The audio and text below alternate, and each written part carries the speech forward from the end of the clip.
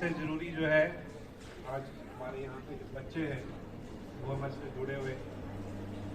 हमारा यहाँ पे आज एक तरीके से मेनेस की तरह हमारी सोसाइटी में फैल रही है। जो प्लास्टिक है उसके इल इफेक्ट्स जो है हमारे सिस्टम में दिखना शुरू हो गए हैं और आज ये नौबत आ गई है कि हमारे खाने, हमारे पानी में माइक्रो प्लास्टिक, नैनो प्लास्टिक आ चुका है और वो किसी न किसी तरीके से हमारे हेल्थ को इफेक्ट कर रहा है।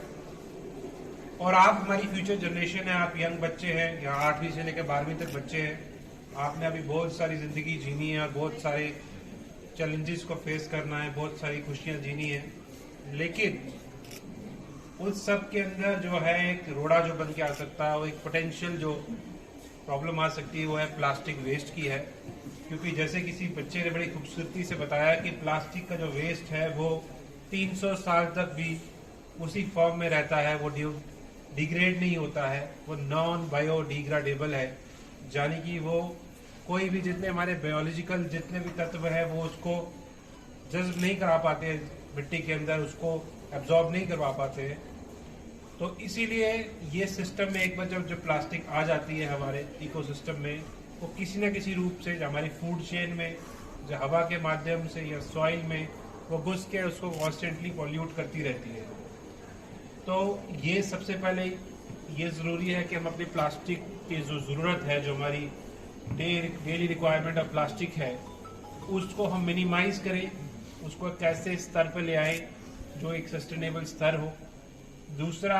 जो गवर्नमेंट ने भी और हमने भी यहाँ पे बैन लागू किया है, सिंगल यूज प्लास्टिक SUP, जिसमें आपकी स्ट्रॉज आती हैं, प्लेट्स आती हैं, कप्स आती हैं, वो सब जो है वो हम बंद हो चुका है, बैन हो चुका है। क्योंकि वो सिंगल यूज प्लास्टिक ऐसी प्लास्टिक है जो आप एक बार यूज करते हैं और वो इन्वायरमेंट में काफ़ी देर तक रहती है और सिर्फ अपने एक छोटे से 5 मिनट के फायदे के लिए हम इन्वायरमेंट को लाइफ टाइम पर डैमेज करते हैं।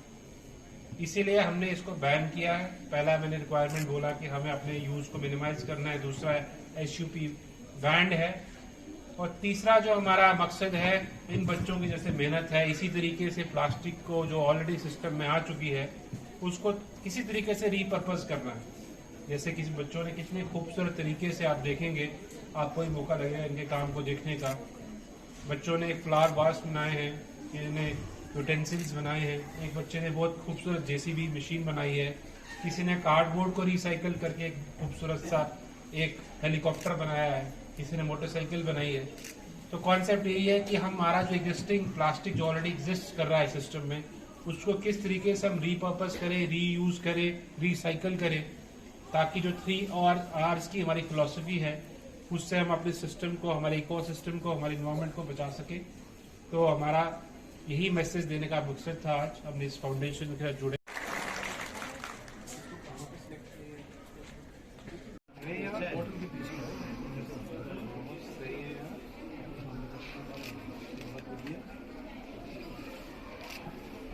ये क्या बेटा?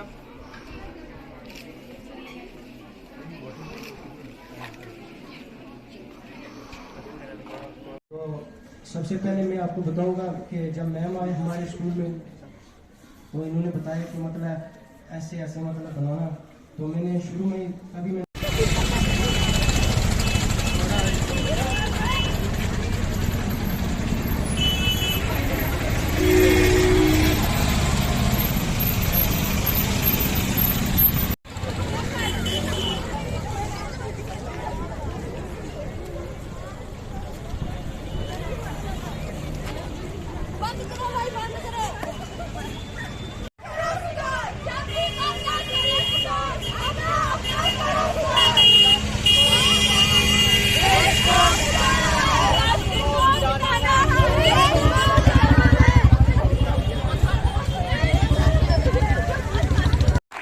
Arsalan boys high secondary school थाना मंडी से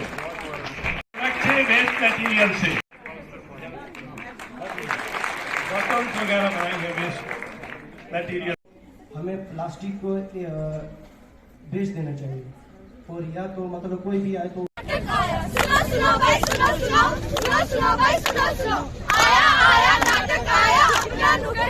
फाउंडेशन है जो जब हिंदुस्तान के अंदर एक जलजला आया था जिसमें गुजरात के अंदर बहुत नुकसान हुआ था, उस वक्त अटल बिहारी वाजपेयी हमारे हिंदुस्तान के प्राइम मिनिस्टर थे और president of America bill Clinton थे, और उन दोनों ने जॉइंटली एक सोच ये की कि भाई एक ऐसी ऑर्गेनाइजेशन बनानी चाहिए जिससे हम इस मुल्क की सोशल और इकनॉमिक तरक्की कर सकें। तो जो ये आज प्रोग्राम हुआ उसमें प्लास्टिक का जो इस्तेमाल और उसका रीयूज था, उसके ऊपर बड़े बेहतरीन कंसेप्चुअल मॉडल्स बच्चों ने डिस्प्ले किए और ऐसी चीज़ें बनाई थी जिसमें 100% वो प्लास्टिक यूज़ किया गया था जो हम फेंक देते हैं, और जब फेंकते हैं तो वो एक नहीं बल्कि बहुत तरीक़ों से हमारे लिए नुकसानदेह होता है। ज़मीन के अंदर जाता है, ज़मीन को ख़राब करता है, नाली में जब जमा होता है तो फिर एक किस्म की बाढ़ आती है। तो उसका बेहतरीन यूज़ उन्होंने किया। डीसी साहब यहाँ पे मेहमान खुसूसी थे, वो खुद भी उन मॉडल्स को देख के बड़े मुतासर हुए। 100% वो प्लास्टिक की बॉटल्स और वो जो पॉलीथीन हम घर में लाते हैं उसको यूज़ करके बाहर फेंक देते हैं, लेकिन उसी प्लास्टिक को बच्चों ने ऐसा कंसेप्ट दिया कि उसको इस तरीके से यूज़ किया गया कि जिससे हम घर की रौनक बढ़ा सकते हैं, घर के अंदर बेहतरीन हम वो खिलौने बना सकते हैं या ऐसी चीज़ें बना सकते हैं जिससे घर के अंदर वो मुफीद साबित हो सकते हैं किसी न किसी तरीके से, लेकिन जो वो नुकसान हमें देते हैं हम उससे अपने आप को बचा सकते हैं।